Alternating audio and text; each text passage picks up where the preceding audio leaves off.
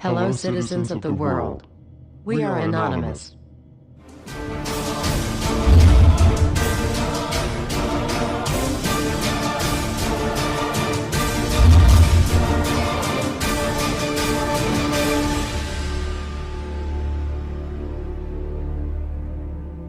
Dear brothers and sisters, now is the time to open your eyes.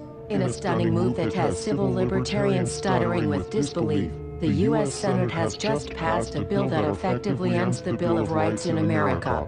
The National Defense Authorization Act is being called the most traitorous act ever witnessed in the Senate, and the language of the bill is cleverly designed to make you think it doesn't apply to Americans. But toward the end of the bill, it essentially says it can apply to Americans if we want it to. Bill summary and status. 112th Congress, 2011 to 2012, S. 1867. Latest title, National Defense Authorization Act 4.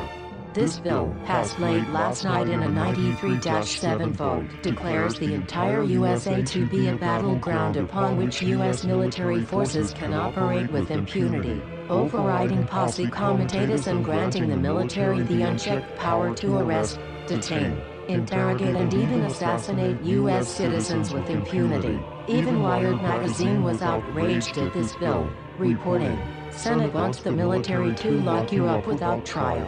The detention mandate to use indefinite military detention in terrorism cases isn't limited to foreigners. It's confusing, because two different sections of the bill seem to contradict each other. But in the judgment of the University of Texas Robert Chesney, a nonpartisan authority on military detention, U.S. citizens are included in the grant of detention authority. The passage of this law is nothing less than an outright declaration of war against the American people by the military-connected power elite.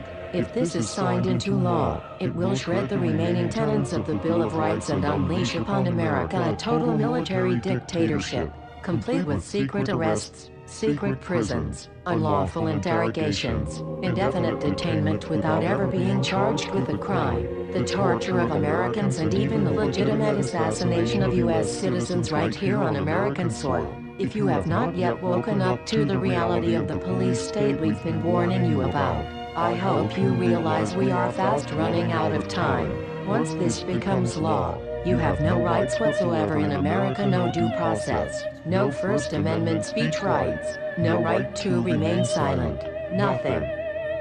The U.S. Senate does not want us to speak. I suspect even now orders are being shouted into telephones and men with guns will soon be on their way. Why? Because while the truncheon may be used in lieu of conversation, words will always retain their power. Words offer the means to meaning, and for those who will listen, the enunciation of truth. And the truth is, there is something terribly wrong with this country, isn't there? Cruelty and injustice, intolerance and oppression, and where once you had the freedom to object, to think and speak as you saw fit, you now have censors and systems of surveillance coercing your conformity and soliciting your submission. How did this happen? Who's to blame?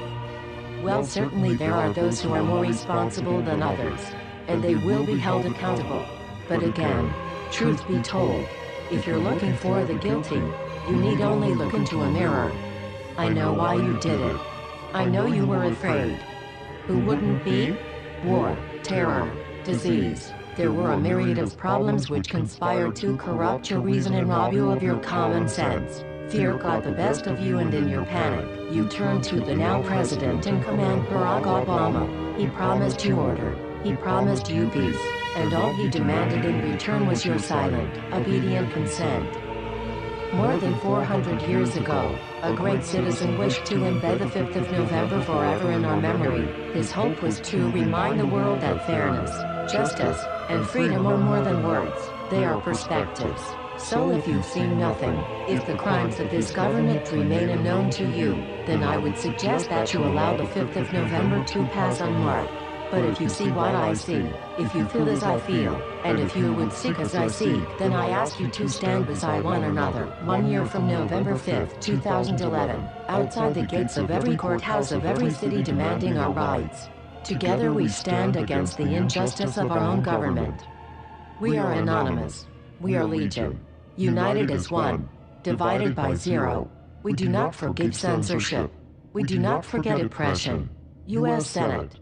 Expect us.